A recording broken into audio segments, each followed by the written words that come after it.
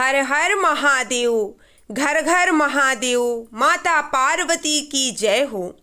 आज मैं आप लोगों को शिव चर्चा की बहुत ही सुंदर कहानी लेकर के आई हूँ। आप लोग इस कहानी को पूरी ज़रूर सुनिएगा। चैनल को सब्सक्राइब कर लीजिए और इस वीडियो को एक लाइक कर दीजिए। एक गांव में दो बहनें रहती थीं। एक का नाम सुखनी था, दूसरे का नाम दुखनी था। उनके माता पिता ने भी पता नहीं क्या सोचकर ऐसा नाम रखा था, सुखनी और दुखनी। और दोनों का विवाह भी ऐसी जगह हुआ था कि सुखनी नाम की जो लड़की थी उसका विवाह बहुत बड़े घराने में हुआ था, लेकिन जो दुखनी थी उसका विवाह बहुत ही गरीब परिवार में हुआ था। दोनों बहनें एक ही गांव में अगल बगल ब्याही गईं। जो बड़ी बहन थी सुखनी, वो हमेशा घमंड में रहा करती थी और अपनी बहन को कभी भी किसी से ये नहीं कहती कि ये मेरी बहन है, हमेशा उसको शर्मिंदगी सी लगती थी। दुखनी भोलेनाथ की बहुत बड़ी भक्त थी, बहुत ही अच्छी भक्त थी वो, लेकिन सुखनी हमेशा अपने सुख में व्यतीत रहती थी, अपने धन दौलत के घमंड में इतनी चूर रहती थी कि उसको कोई भी नज़र नहीं आता था। वो दुखनी के घर में खाने पीने का भी उतना अच्छा नहीं था। उसके दो बच्चे थे दुखनी के। दोनों बच्चे कहते, माँ मौसी के यहाँ से कुछ मांग के लाओ, अच्छी अच्छी चीज़ें मौसी के यहाँ रहती हैं, आप कभी भी नहीं जाती, मौसी कभी आपको नहीं बुलाती। दुखनी कहती, बेटा जब अपने घर में कुछ नहीं होता तो कोई साथ नहीं देता। तुम्हारी मौसी तो अच्छी है पर वो क्या करे, हम गरीब हैं ना, इसलिए उसको शर्मिंदगी होती है। कोई बात नहीं, भगवान कभी हमारा भी भला करेंगे। एक दिन सुखनी ने अपनी दुखनी बहन को बुलाया और कहने लगी, देखो तुम्हारे पास इतनी धन दौलत नहीं है, एक काम करो, तुम मेरे घर पे काम कर लिया करो, जो भी अपना बचा कुचा रहे ले जाया करो, अपने बच्चों को दिया करो खाने के लिए। दुखनी मान जाती है, वैसे भी सोचती है कहीं भी काम करूंगी तो काम तो करना ही पड़ेगा, इससे अच्छा है कि अपनी ही बहन के यहाँ काम करती हूँ। वो बेचारी सुखनी के घर जा जा कर के काम किया करती थी। एक दिन सुखनी के घर में पूजा थी, शिव जी की आराधना के लिए उसने सभी को बुलाया हुआ था पूजा में। लेकिन दुखनी को कहा कि ऐसा करना, तुम काम जल्दी समाप्त करके उस दिन घर से थोड़ा जल्दी चली जाना, क्योंकि मैं नहीं चाहती कि कोई मेरे रिश्तेदार आए, कोई गांव घर का आए तो वो जाने कि तुम मेरी बहन हो और तुम्हारी इतनी गिरी हुई हरकत है, तुम्हारी इतने गिरे हुए धन दौलत भी नहीं है, कुछ भी नहीं है, तो मुझे शर्म लगती है, इसलिए तुम काम करके थोड़ा जल्दी घर से चली जाना।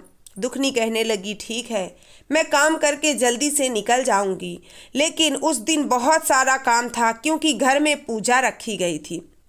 इतना काम था कि वो करते करते उसको सारे मेहमान, सारे गांव वाले इकट्ठे हो गए।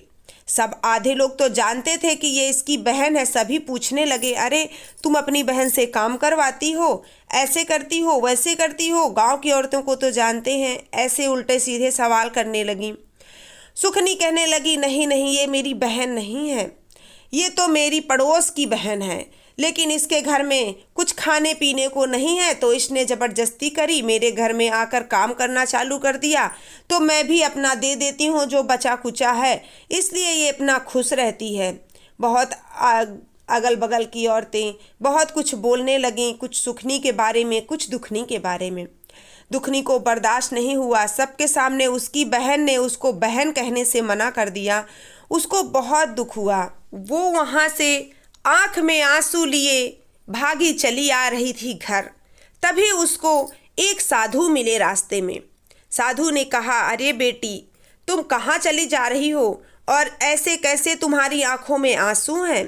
वो कहने लगी, कुछ नहीं बाबा, ये सब मेरे कर्मों का लेखा जोखा है, लगता है मैंने बहुत बुरे कर्म किए होंगे उस जिंदगी में, तभी मुझे इस समय इतना दुख भोगना लिखा है। साधु जी कहने लगे, बताओ तो बात क्या है?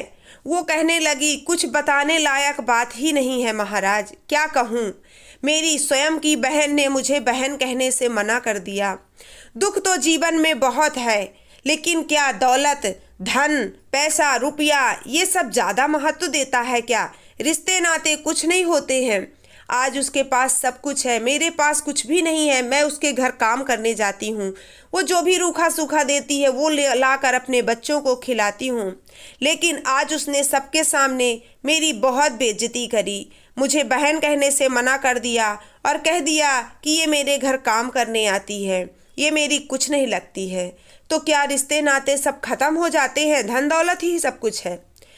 साधु महाराज जो थे वो स्वयं शिव जी ही थे, उनको भी कष्ट पहुंचा। कहते हैं जो भक्त को कष्ट देता है भगवान उसको कष्ट देते हैं। अगर हम भक्ति करते हैं, हमको कहीं ना कहीं दुख होता है तो हमारे भगवान को भी दुख होता है। उसी प्रकार दुखनी हर टाइम सोते जागते उठते बैठते शिव जी की ही आराधना करती थी। तो शिव जी को दुख हुआ कि उसकी इतनी बड़ी भक्त की आंखों में आंसू। उन्होंने कहा चलो बेटी जाओ तुम अपने घर, और कुछ प्रसाद दिया। कह दिया ये प्रसाद अपने बच्चों को खिलाना, अपने पति को खिलाना, अपने परिवार को खिलाना, सब अच्छा ही होगा। और सीधा वो साधु महात्मा सुखनी के घर पहुंच गए। दुखनी घर आई, अपने बच्चों को प्रसाद खिलाया और चुपचाप अपने घर में पड़ी रही। वहाँ सुखनी के यहाँ वही साधु महात्मा गए और आवाज़ लगाने लगे, कोई है जो मुझे 2 वक्त की रोटी दे दे, बहुत जोरों की भूख लगी है। सुखनी के घर में तो पूजा थी। सुखनी कहने लगी, अरे साधु महाराज आज आप कहाँ से पधार गए? आप जाओ किसी और दिन आना, आज मेरे घर में बहुत मेहमान आए हुए हैं, यहाँ पर शोर मत मचाओ, जाओ जाओ किसी और के दरवाजे पे मांग लो, मेरे पास टाइम नहीं है। उसने स्वयं शिव जी को ही मना कर दिया। उसको नहीं पता था कि शिव जी भेष बदल कर आए हैं। शिव जी को बहुत क्रोध आया। शिव जी वहाँ से चले आए और जैसे ही शिव जी वहाँ से मुड़े, सुखनी का सारा कारोबार नष्ट होते चला गया। धीरे धीरे उसकी धन दौलत सब राख हो गई।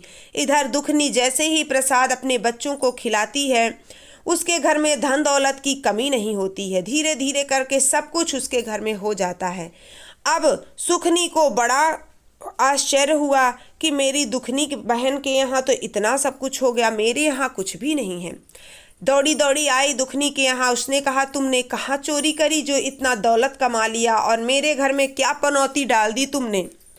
दुखनी कहने लगी कुछ नहीं किया।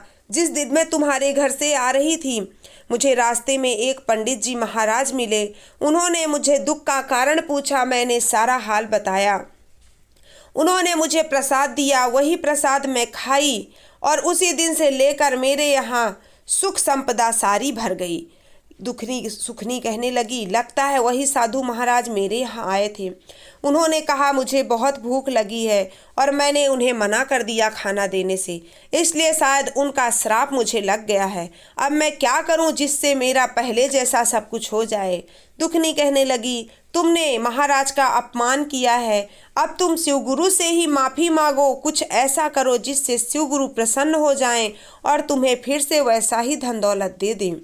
सुखनी बहुत बहुत कोशिश की, बहुत सालों तक प्रार्थना की, व्रत किया, पूजा पाठ किया, तब जाके उसके घर में कुछ शांति आई। लेकिन दुखनी तब से खुशी रहने लगी क्योंकि उसने शिव को अपना गुरु बनाया था। शिव जी की आराधना वो हमेशा किया करती है। तो इसीलिए कहते हैं कभी अपने दौलत का घमंड नहीं करना चाहिए। धन दौलत आज है कल नहीं रहेगी, इसका घमंड कभी ना करें, क्योंकि सुख दुख में कब बदल जाए नहीं कह सकते और दुखिया कब राजा बन जाए नहीं कह सकते। ये सब किस्मत का चमत्कार है।